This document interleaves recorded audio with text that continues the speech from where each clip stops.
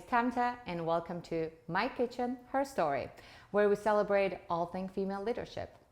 Today's guest is inspirational and a very dynamic speaker. She's a TV presenter. She's an architect. She's the daughter of a NASA scientist. She's also an incredible mother. She's a Harvard graduate as well as a graduate of Herzog de Meuron. Please meet a very, very impressive founder of Design House Liberty, Dara Huang. Spill the tea, Okay, Dara. I love it. Okay, we're gonna make this a nice juicy episode.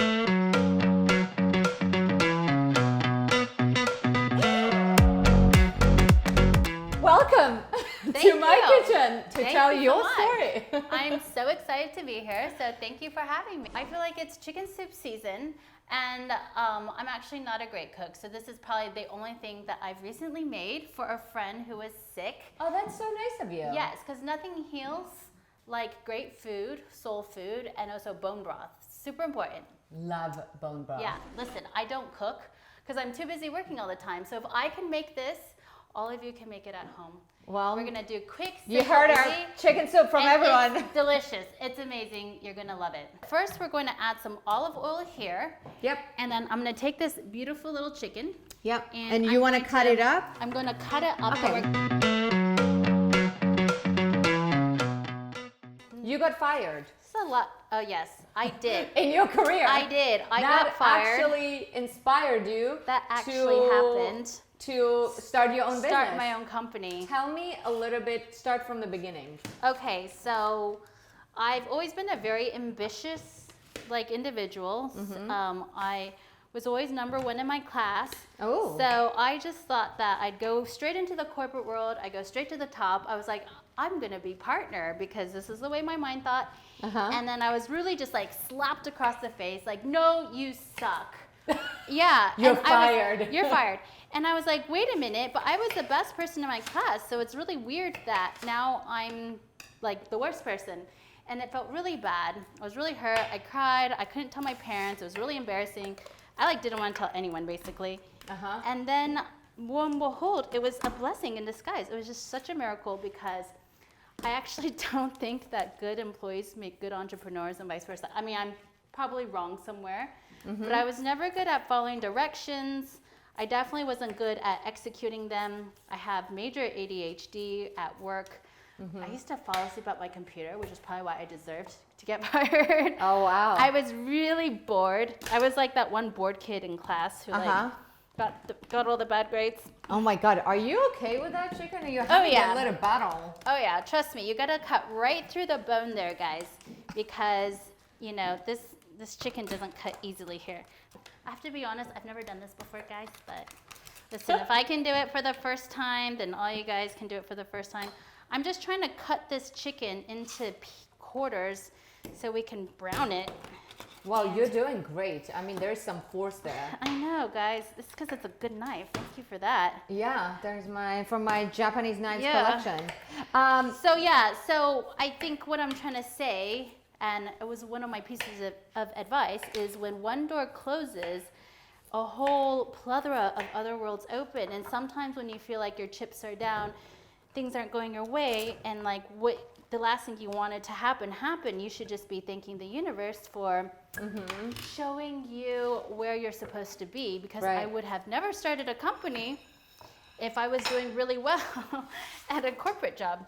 So so I was fired from my job, and then when I was fired, let's see, well, I didn't have rich parents, so I had to go get another job very quickly. So I worked for a light installation company. So she did chandeliers, but architectural scale. Oh, some beautiful shapes and pieces. Yep. And I also worked, in between, I worked for a CGI company. What's a CGI company?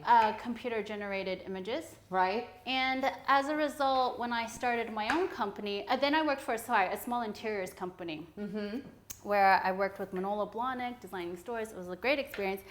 And then I was like, you know what? I'm in my late 20s. I'm soul searching. I'm trying to figure out what it is I'm supposed to be when I grow up. Nothing's fitting well. I was still burned that I had gotten fired not too long ago. And somehow a friend of mine's like, will you design my house for me? And I was like, wow, wow, someone's asking me to do something. Yeah. So then I started my company by accident. Okay. Yeah, it was by accident. Very funny. Well, it was out of demand, which is, I always say, is the best way to supply. It was whatever you're demand or supplying. stupidity and naivety. I'm not sure. Or maybe I was just a good deal because I was very cheap. But whatever, it happened.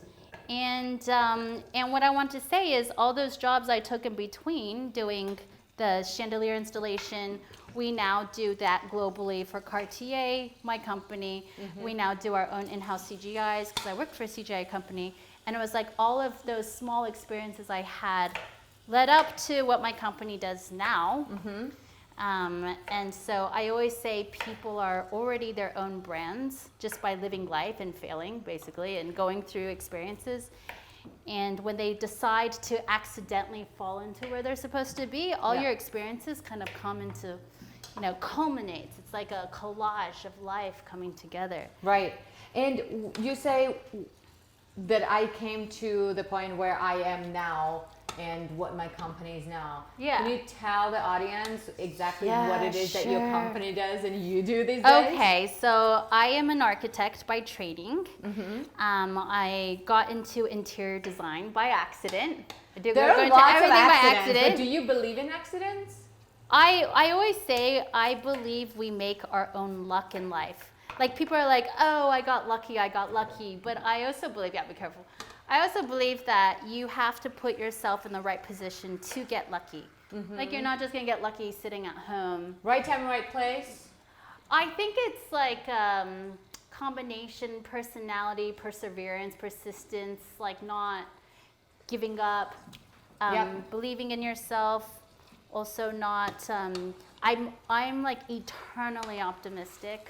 Oh my God, I've fallen off my bike so many times, it doesn't even hurt anymore. Look at you, I can't cook all these I temperatures. really cannot cook, guys. I always say that I can run a business, apparently. Been doing it for 10 years now. Yeah. And I can do many things, but I'm like a terrible housewife, but I can pretend. Did you ever want to be a housewife? Apparently when I was a child, my mom said, what do you want to be when you grow up? And I said, a bride, which is Really? which is clearly not true.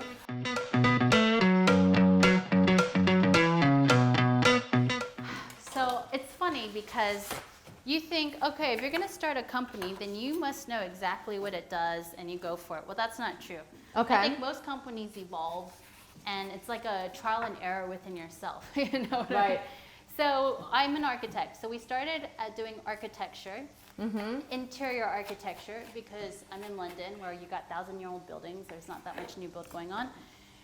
So I started doing architecture, and then I very quickly got into interior architecture. Right. And then I now own a furniture company. Okay. I know. And a lot of that has to do with when you're an entrepreneur, you're right. There is this thing called like supply and demand. And you kind of have to go where the market's taking you. And we've gone through a lot. We've gone through Brexit. I mean, property speaking.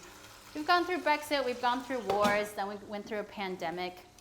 And during that period, the market was changing. Like office, resi, people buying, people not buying, people being scared of the market. So you always have to like kind of do what the market's asking you. And so my interest in interiors kind of grew, and then after lockdown, people were spending all this time at home, and I could see that your interiors were really important. Yeah, because that was the space we were spending the most time in, right? People were really investing in their space.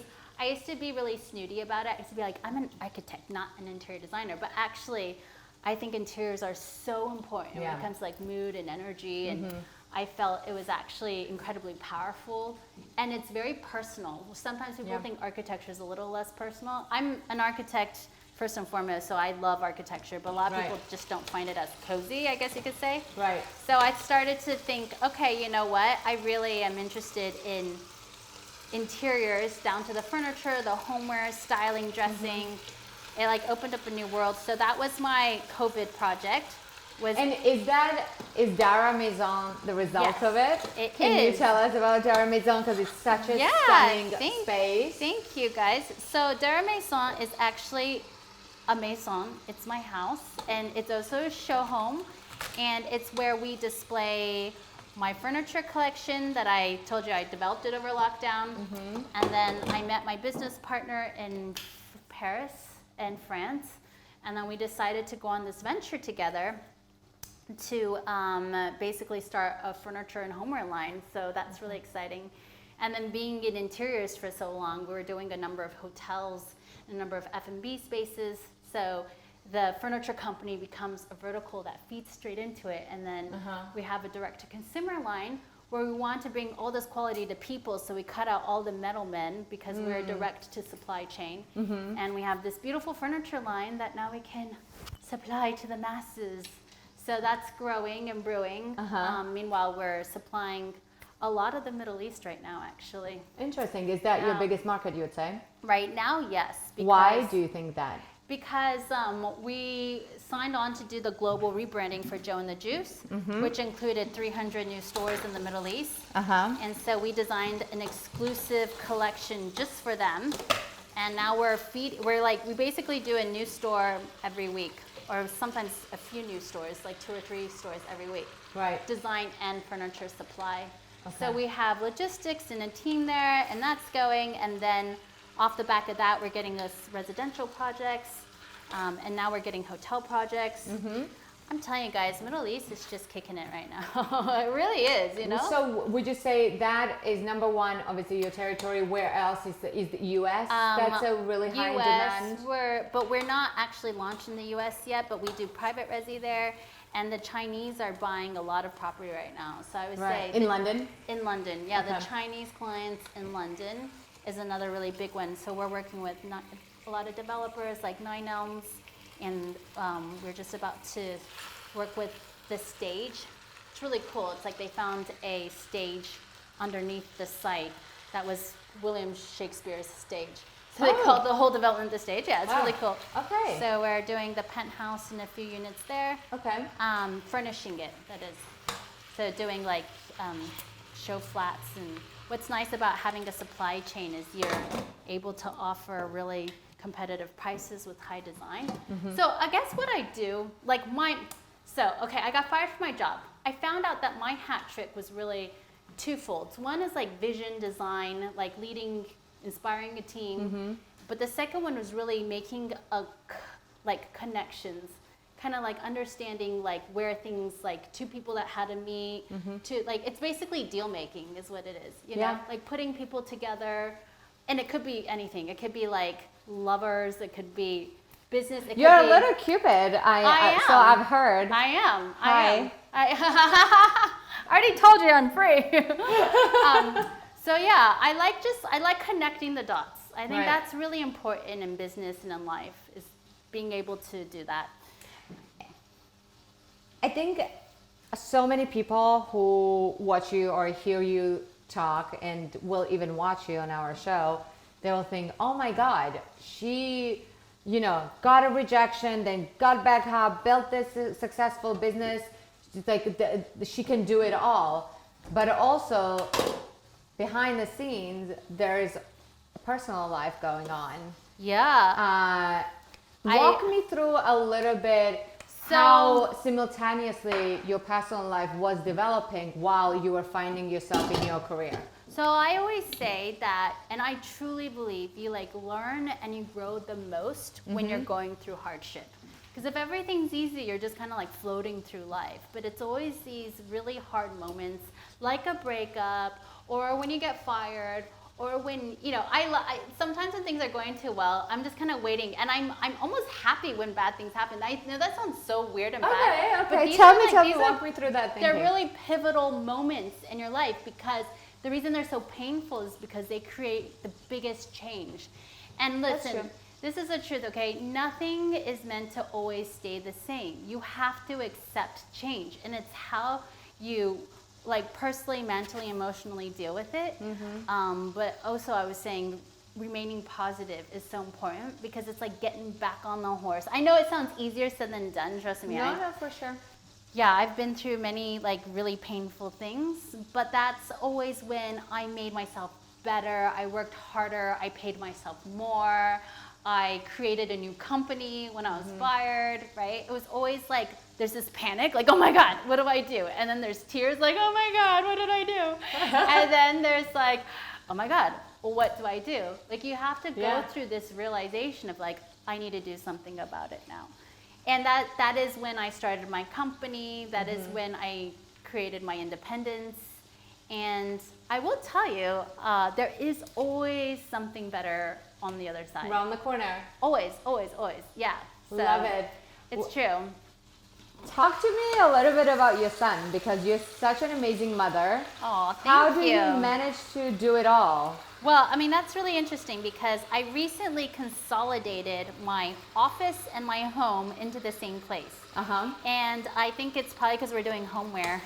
Yeah. And I had this vision to create a show home where we held events and we had creatives in there. It wasn't like, here's a show home where you come and buy stuff. It's more like, here's a visual experience where we bring in creatives and we have a lot of events and like-minded brands that come in and do partnerships with us. So far, so good. Touch wood. Where's wood? Yeah. But another aspect of that was it meant that I could be with my child and, you know, because I co-parent, so it's part-time. And I think after lockdown, we were all working at home a lot more, and we all had more balanced lives. We're all traveling more. We can like work from anywhere now, you know. Yeah. And it's proven to work for our company. So we have a rotation in my house, and we have an office. We have a few workspaces, but we have an office in the lower level, and on the ground level. And we host a lot of dinners and events and clients, and it's great. I love it. So far, it's been amazing. How is your son taking it? Does he love it? I know. Because it's 6 levels. So when and it's funny because, long story short, when I was going through all these hardships in my life, like breakups and whatnot, my son was always saying, "Mommy, but I want a house with lots of layers." He calls them layers. And is that floors? Yeah. And it was like, I never really knew how I would get from A to Z, but I said, sweetie, don't worry, mommy's gonna get you a lot of layers, you know. And mommy got him layers.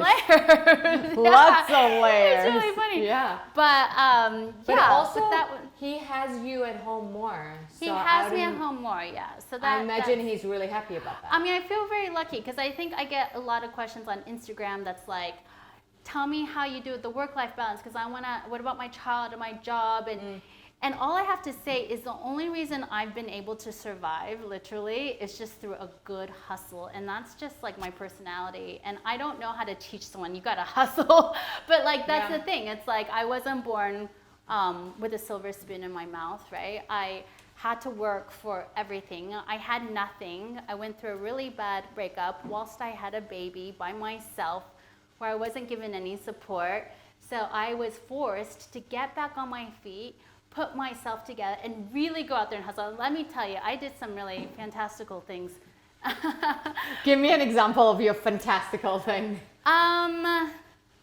So I'm very good at deal making. Okay. I was telling you that one of my arts is kind of like connecting the dots, right? And connecting people too. And You're connecting very good at that. And connecting people. So I would structure things that like worked in my favor, even on on the personal side. I have some really crazy stories. So I don't even know where to start, if I should say it out loud. Just give us one. But like, I'll give you one. Spill the tea, okay. Dara. I love it. Okay, we're gonna make this a nice juicy episode. So when I first moved to London, I was about like 26 years old, 25, 26. Where did you move from? I had just worked. So from my master's degree in Boston. In Boston, okay. I then went to Switzerland, and then I moved. I was in Switzerland for like a year, and then I moved to London. And my landlord. And listen, I always lived within my means. I wasn't one of those girls that are, like, pay my rent. No, I lived within my means. I was a junior architect making a junior architect salary. Right. I was working for a really big, huge, amazing corporate company, and I was living in a house with 6 Swedish girls. Actually, there wasn't 6 of us. There was 1, 2, 3. there was 4 Swedish girls and me. I was like the token Swede. I don't know how. It's probably the hustle. I always get myself into, you know, whatever kind of crew group and like assimilate, right? So I'm living in a house on Cheney Walk in Chelsea with 4 Swedish girls.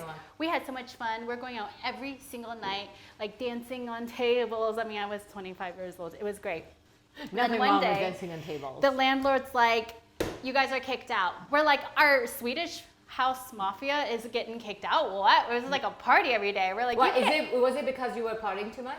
No. I mean, all the girls were educated. Most of them worked in finance. One worked in consulting. We were like young professionals. We're good girls, you know.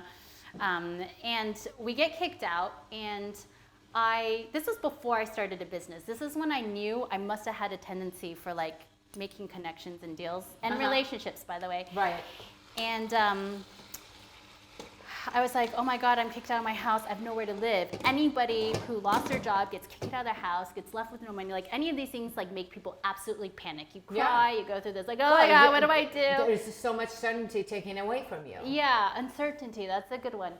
And I was friends with a wonderful, wonderful businessman, entrepreneur who I love dearly to this day, like, you know, 10 years later, with a man named Robin Burley. He is fantastic, the owner of 5 Harper Street. Yep. So whilst 5 Harper Street was being built, he was like, listen, we have an extra space in this area, and if you want, you can live there if you don't complain about the construction, and you make sure that there's like no like weird like hobos coming around and like, you know, like you don't. You take care of the place. Yeah, just take care of the place. Make sure it's good. Don't complain about the construction. I'm like, I'm not complaining about anything. I just want a place to I just stay. need a place to crash. Yeah. And so that was my first, that was like my home for a while, was 5 Harper Street.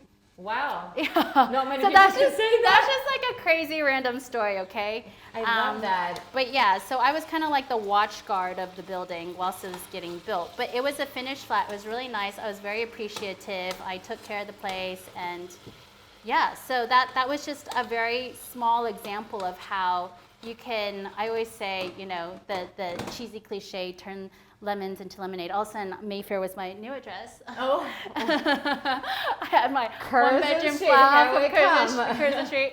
I was the first official member. Love it. And like I said, it was a great experience. I had so much fun. I was always really positive, you know. I do this like almost on a daily basis. Not always for myself. I help a lot of people. You do it for as well. others. I actually want to dive into that, but tell me, how are we doing here? We're doing amazing, guys. Look, our chicken is all nice and cooked, so we don't have to wait forever now. I'm just waiting for this water to boil, because what we're gonna do, we're gonna chop up. Should I chop up some of Actually, you know, rosemary? the thing I love about soups is sometimes you can just like dump it right in. Perfect. But Let's do if we want to be like, you know, really proper or whatever, we could chop it, or we could just throw it in like this. I think we can. Ooh. Just throw it in. Throw it in.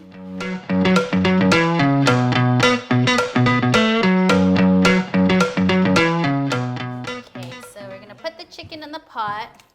I pre-cooked it a little bit so that it was, you know, in a way it's good because it kind of cooked off all this fat here.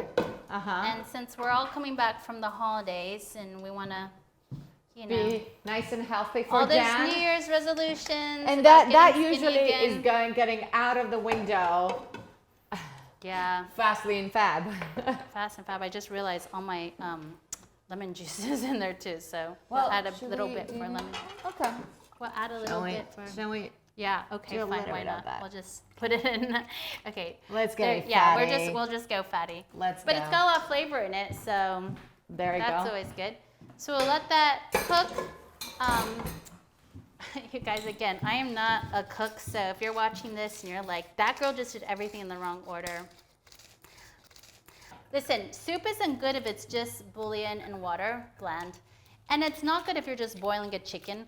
But when you add both, somehow all the magic comes together. Should we then? Ooh, right in there. Right in there. Is it gonna dissolve like that? Is that what you're supposed to do? I think you're meant to. Oh, really? My bad. I don't know. Are you meant Well, to? I Like, told you, I'm not. I don't know. Well, let's I like. told you I'm not good at cooking.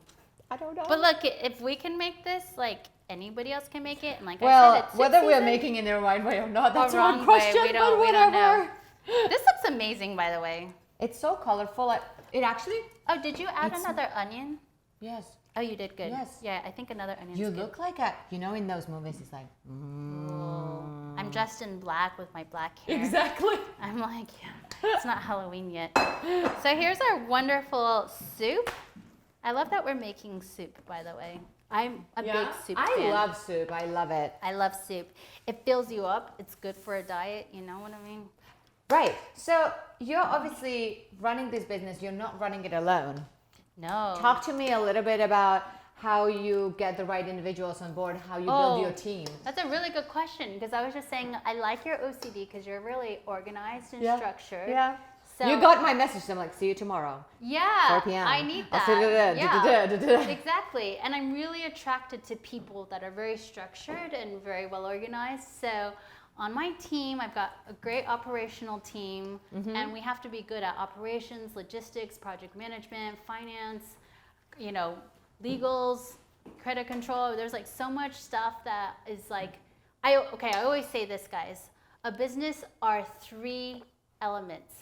One is the products. That is the talent. That is what you are selling. Right. Whether it's a service like Or a me, product. or it's a product, that has to be amazing, or people just won't buy it, right? The third leg is the second leg rather is the operations. So it's like if you run out of money, you don't have a business. So your billing cycle, the team that captures the cash, that makes sure cash flows going well, like the operations. So that's usually legals, finance, contracts, HR, all that fun stuff that like, running a company, your operations, that's your second leg. Take notes. Now your third leg that makes an amazing company is your business development. Now I didn't know this was a word when I started. I was like, yeah, I'm really good at meeting people and getting deals done and connecting the dots.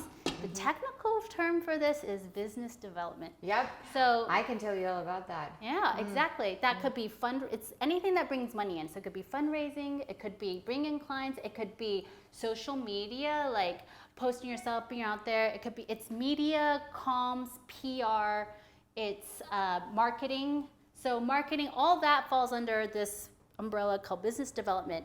And then when you get the 3 circles overlapping each other, that middle bit, that's you guys. So you are the brand, you're the glue. vision, you are the glue, and you have to hire people to make sure that these 3 wheels are spinning full speed. Because you have a great product, but you didn't bill correctly, you're dead. If you guys are trying to capture all this cash, but you have no product, you have no sales, then the cash dies. If you're really good at selling, but your product fails and you don't have money in the bank,